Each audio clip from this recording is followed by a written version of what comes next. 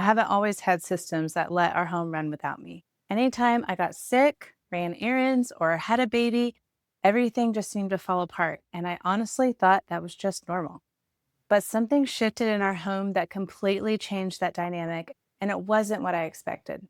Stick around because by the end of this video, you're going to know how to build simple systems that will help your home run steady, even if you can't be the one holding it all together. So if everything feels chaotic, I would start by building daily rhythms, but make sure you're building for your real life and not an ideal one. I scrambled for years trying to copy what other people were doing without stopping to think about what would actually work for our home. Eventually, I focused on building one simple daily rhythm, and that's when things began to shift. That small consistency that seemed very much not impressive brought order, and it laid the foundation for every other change that we needed. I basically just started layering one daily routine after another. Now, this kind of shift does not happen overnight. How long it takes depends on where you're starting and how much structure you already have in place. But this step is foundational. It's what everything else will build on. So, where do you begin? Start by asking yourself, what absolutely needs to happen each day for our home to run smoothly?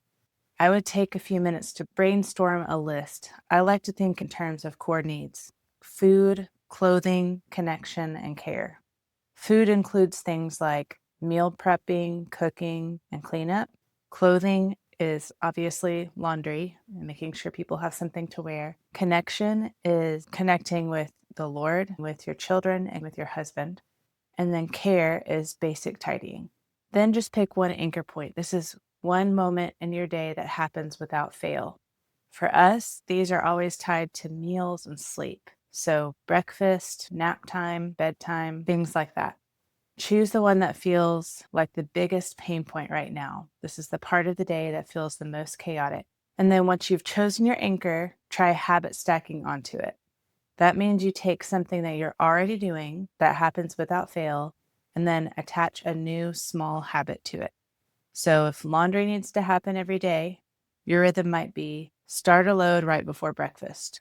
You could focus on that anchor point and add a few habits onto that. Or if you're wanting to focus on laundry, you might think, okay, when am I going to start a load? When am I going to rotate the load? What am I going to fold and put away? And then attach that to other anchor points throughout the day. Just keep it small, keep it consistent, and write it down somewhere you're going to see it until it becomes second nature.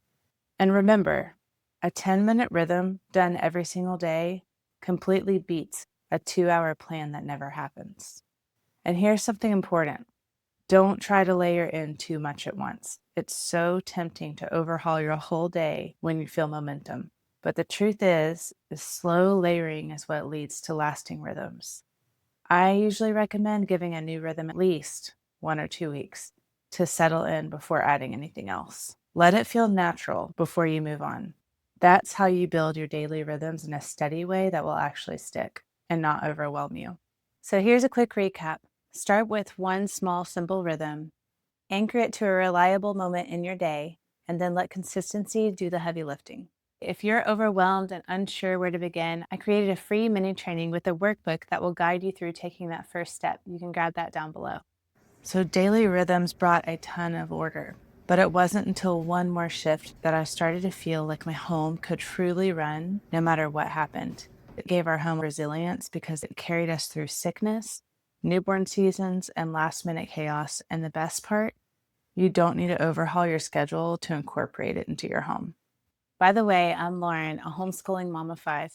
So many of us were not taught how to manage a home, but by God's grace, we can learn. I am here to help you thrive in your role by helping you build systems and routines that actually work because they're built for your home.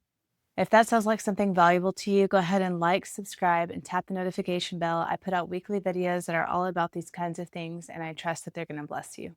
After you focus on building daily routines, you start thinking about adding weekly rhythms and let those rhythms carry you and not the other way around. The beauty of a weekly system is that it doesn't disappear when you fall behind. It waits for you. So if sickness hits your home and you're unable to get to something one week, it cycles back around and you know you're going to be able to get to it the next week. Not that long ago, we were sick for several days and I completely missed my weekly deep cleaning day.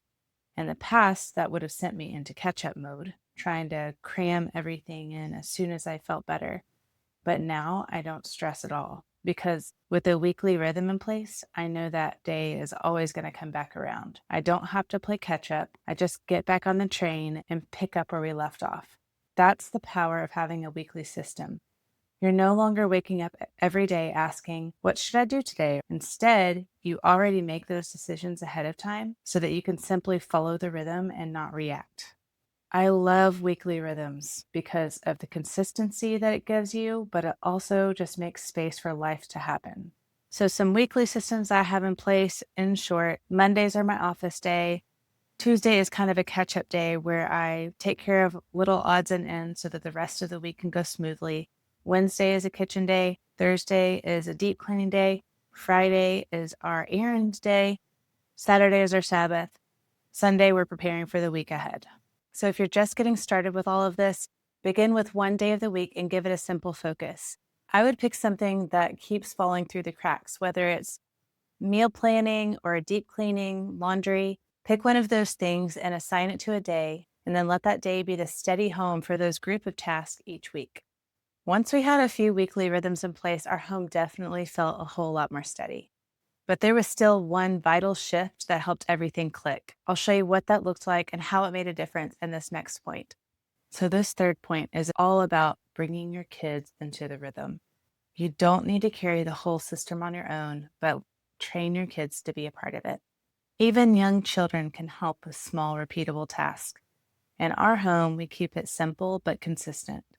We have morning chores and then shared responsibilities that center around meals. And in case you're curious, the ages of my kids are 1, so clearly the 1-year-old doesn't do anything but make a mess, 3, 6, 7, and 9.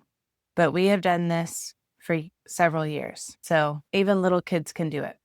Before each meal, the kids do a quick 10-minute tidy and set the table for the meal. And then after we eat, we all work together to clean up. Everyone has a job. We turn on some music and we knock it out as a team. They're not doing it perfectly, but they're learning to participate. And over time, that familiarity becomes a rhythm that they can just step into naturally. It makes a huge difference in how smoothly the day runs. And there are so many benefits to this. Practically, it teaches life skills like time management and follow through. Spiritually, it builds character, things like diligence, faithfulness, and a heart to serve. And in the bigger picture, it reflects what we see in Scripture. Each member of the body has a role to play, and the same is true for our homes. Now, practically, it does take time. Training your kids into a rhythm will often feel harder at first than just doing it yourself. But that investment is so worth it. It pays off in long-term peace, shared responsibility, and it builds a family culture where everyone is contributing cheerfully. And if you're wondering how to actually train your kids to help with chores, I made a separate video that walks you through that step by step. I'll link it down below if you want to check it out. We covered a lot today, so here's a quick recap. Start by picking a daily rhythm and anchoring it onto something that already happens every single day, and then let consistency do the heavy lifting.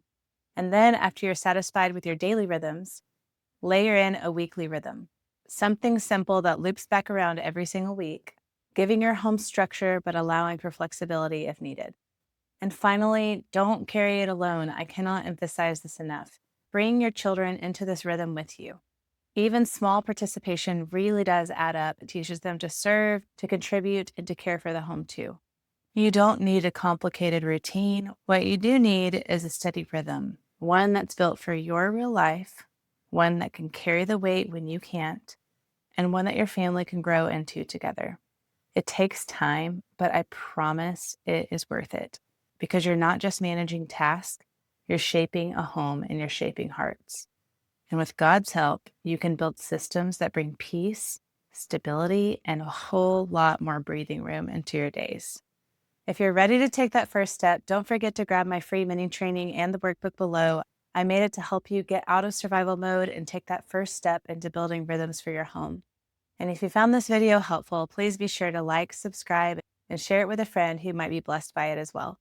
Thank you so much for watching, and I'll see you in the next one.